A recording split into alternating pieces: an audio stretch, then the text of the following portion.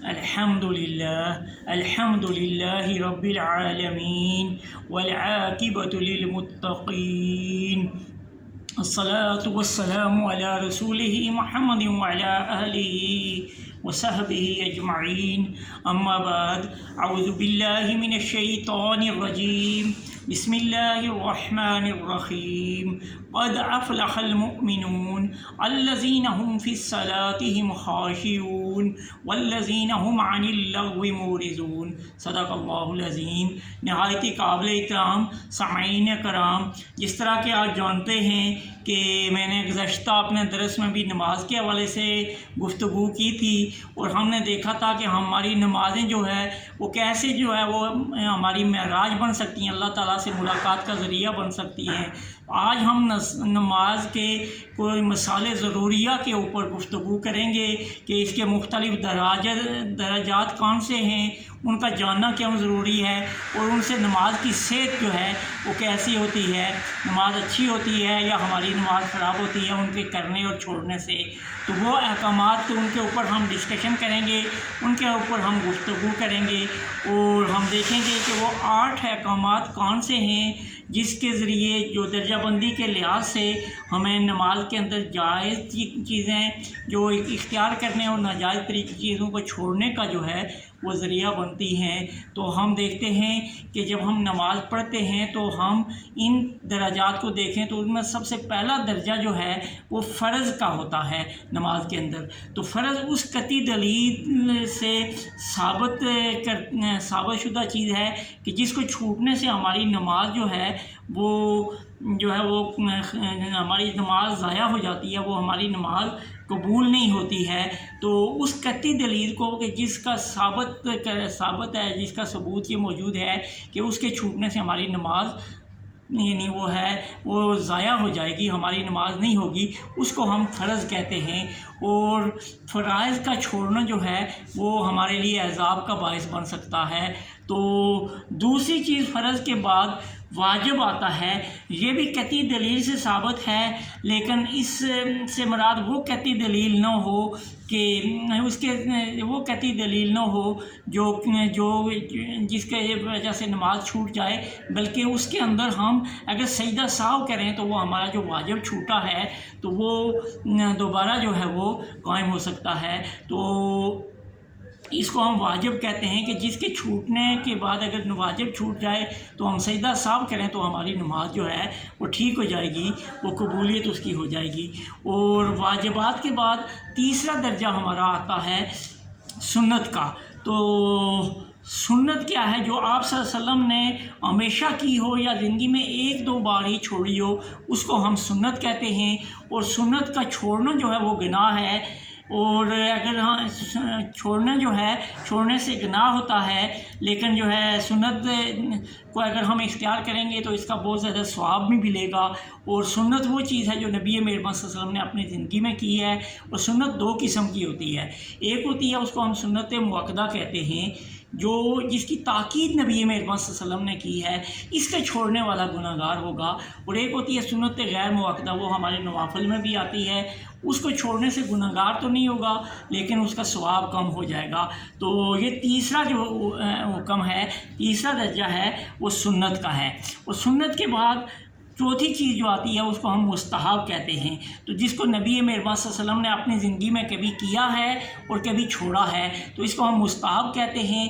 مستحب کا چھوڑنے سے گناہ نہیں ہوتا ہے، لیکن مستحب کے کرنے سے جو ہے ہمیں ثواب زیادہ ملتا ہے، اور ہماری نماز جو ہے وہ اور زیادہ جاندار بن جاتی ہے۔ اور اس کے بعد مستحب کے بعد ایک آتا ہے مباح۔ نماز کے درجات میں مباح جو ہے اس کا کرنے اور نہ کرنے دونوں میں سے کوئی فرق نہیں پڑتا، اس کو چھوڑنے سے کوئی گناہ نہیں ہوتا ہے اور اس کے کرنے سے کوئی ثواب نہیں ہوتا ہے، اس کو ہم مباح کہتے ہیں، جو اکثر نماز کے اندر یہ بھی آتا ہے۔ تو یہ چیزیں تو ہمارے جو فرائض ہیں، نماز کے فرائض، ان کے اندر جو جائز چیزیں، میں نے جس طرح کہا کہ نماز کے اندر ہم دیکھتے ہیں کہ اس کی صحت جو ہے وہ جائز اور ناجائز کے ذریعے، جائز کے ذریعے ہماری نماز اچھی ہوتی ہے، اور नाजायज़ जो चीज़ें हैं उनको करने से हमारी नमाज की सेहत ख़राब होती है और उससे नमाज हमारी ज़ाया भी हो जाती है। और बाद नमाज़ों के लिए ये हदीस है कि नबी मेहरबान सल्लल्लाहु अलैहि वसल्लम ने फरमाया कि बाद नमाज़ें ऐसी हैं जो एक जिस तरह के गंदे जूते को कपड़े के अंदर डाल के किसी के मुंह पे वापस मारा जाए, इस तरह मारी जाती हैं। तो इसलिए ये नमाज जो है ये हमारे लिए बहुत ज़रूरी ये है कि हम इस नमाज को समझ के इसके फ़राइज़ को ठीक अंदाज से अदा करें, इसके वाजिबात को ठीक अंदाज से अदा करें, जो सुन्नतें हैं उसकी उनको ठीक अंदाज से अदा करें, उसके बाद मुस्तहब को जो है वो ठीक अंदाज से अदा करें, जो मुबाह चीज़ें हैं उनके ऊपर हम इतनी तवज्जो ना दें।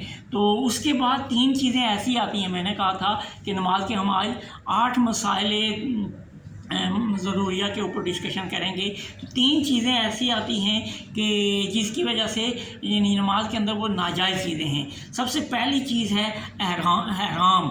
तो हराम वो चीज़ है कि जिसकी ममानियत और दलील कत्ती साबित है और नबी मेहरबान सल्लल्लाहु अलैहि वसल्लम ने जो है इसकी ममानियत फरमाई है, अल्लाह रब्बुल आलमीन ने भी ममानियत फरमाई है। इसका छोड़ना सवाब है और इसका करना जो है वो अज़ाब है। तो इसको हराम कहते हैं और इससे नमाज कत्तन जो है वो नहीं कबूल नहीं होती है, हमारी नमाज जो है वो ज़ाया हो जाती है।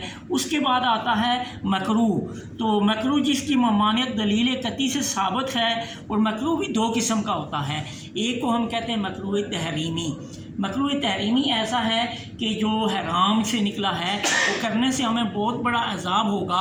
और मकरूह तंज़ी जो है वो यानी अगर हम कर भी लेंगे तो उसका यानी उस तरह से अज़ाब नहीं होगा, लेकिन जानबूझ के अगर हम मकरूह तंज़ी भी करेंगे तो वो भी हमारे लिए अज़ाब का बाइस बनेगा। तो इस तरह यानी 2 चीज़ें जो हमारी नाजायज़ में आई हैं, हराम और मकरूह। और तीसरी चीज़ इसी तरह इसके अंदर एक चीज़ है मुफसिद जो है फसाद से निकला है। और किसी जायज़ अमल का तोड़ना जो है जानबूझकर तोड़ने वाला तो अल्लाह रब्बुल आलमीन के अज़ाब का मुस्तहिक होगा ही, और अगर वो भूले से उसने तोड़ दिया है तो फिर भी उसको अल्लाह रब्बुल आलमीन के सामने हर वक्त नमाज़ पढ़ने के बाद मुझे और आपको हम सबको ये माफ़ी मांगना चाहिए कि ए अल्लाह रब्बुल आलमीन, हम तेरे ही बंदे हैं, तेरे ही दर में हाज़िर हुए हैं, तुझी से मुलाकात करने आए हैं। अगर मेरी नमाज में कोई कमी कोताही है तो ऐ रब्बुल आलमीन मुझे बख्श दे, मेरी नमाज़ों को कबूल फरमा दे और मुझे नबी आखिर मोहम्मद मुस्तफ़ा सल्लल्लाहु अलैहि वसल्लम की उम्मत के बेहतरीन अफराद में शामिल कर। ये दुआ हमें हमेशा मांगनी चाहिए। तो आज हमने यही चीज़ें देखी हैं कि नमाज के मसाइल ज़रूरिया क्या हैं और इसके मुख्तलिफ़ दराजात क्या हैं और इनका जानना ज़रूरी है कि उनके जानने से हमारी नमाज की जो है वो सेहत का दारोमदार है कि ये अच्छी नमाज हुई है या हमारी नमाज कबूल नहीं हुई है। तो इसलिए फिर हमें चाहिए कि हम नमाज के फ़राइज़ को जो है वो बहुत अच्छे अंदाज से समझते हुए उस नमाज के फ़राइज़ को अदा करें और फ़राइज़ में कत्तन हम कोताही ना करें। हमें जब पता होगा कि नमाज में ये फ़राइज़ हैं ये फ़राइज़ हैं तो इनके ऊपर हम फिर उसके ऊपर हम अपनी तवज्जो रखेंगे और फिर हमारी नमाज़ें बेहतर होंगी। और फिर इसी तरह हमारे जो वाजिबात हैं उनका भी हमें पता होना चाहिए, और वाजिब भी छूट जाए तो सजदा साहब अगर हम नहीं करेंगे तो फिर भी हमारी नमाज फासिद हो जाएगी। तो इसलिए हमें नमाज की तमाम इन चीज़ों के ऊपर भी जो है वो इल्म हमारा होना चाहिए कि वाजिबात छूटने से सजदा साहब लाज़म हो जाता है।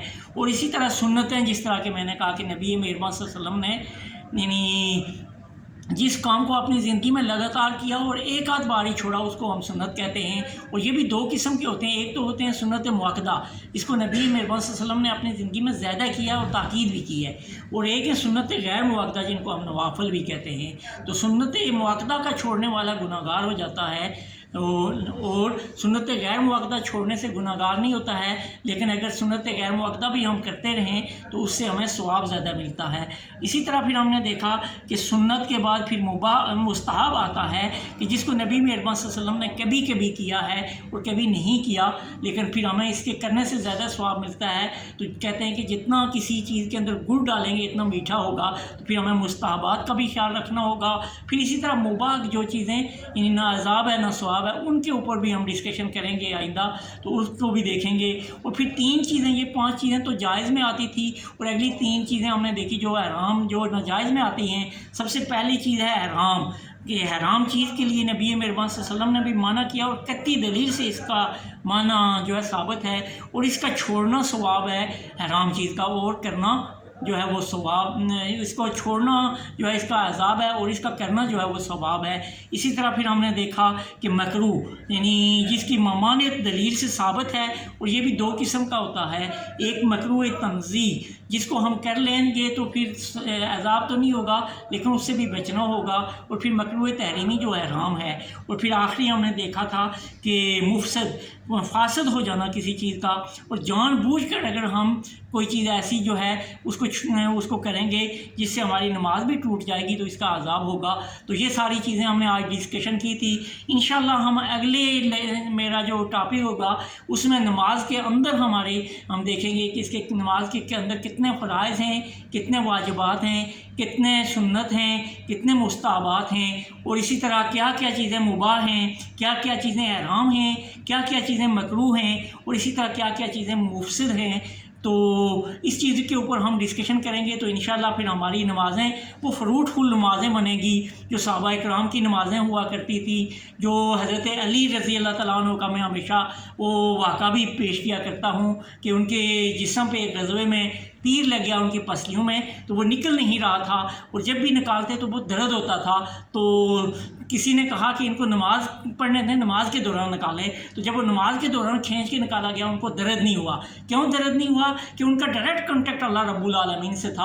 اور یہ چیزیں میرے اور آپ کے اندر بھی ایسے ہی آئیں گی کہ جب ہمیں نماز کے مسائل ضروریہ بھی آتے ہوں گے، ہمیں پتہ ہوتا ہوگا کہ ہم اپنے رب سے کیا بات کر رہے ہیں، کس انداز سے ہم اپنے رب کے ساتھ اس کے سامنے اپنے مطالبات پیش کر رہے ہیں، کس طرح اس کے آگے ہاتھ پھیلا کے جو ہے اس سے مانگ رہے ہیں، اور یہی ساری چیزیں جب مجھے اور آپ کو پتہ ہوگا تو پھر ہماری نمازیں وہ نمازیں بن سکیں گی جو صحابہ کرام کی نمازیں تھیں، جو اولیاء اللہ کی نمازیں تھیں، اور اسی طرح جو صالحین کی نمازیں تھیں۔ تو اللہ رب العالمین سے دعا ہے کہ وہ ہمیں نماز کے مسائل ضروریہ سمجھنے اور اس کے ساتھ ساتھ پھر اپنے رب سے حقیقی تعلق پیدا کرنے اور اپنے رب سے ملاقات کرنے کا صحیح معنوں میں شرف عطا فرمائے۔ وآخر دعوانا ان الحمد للہ رب العالمین۔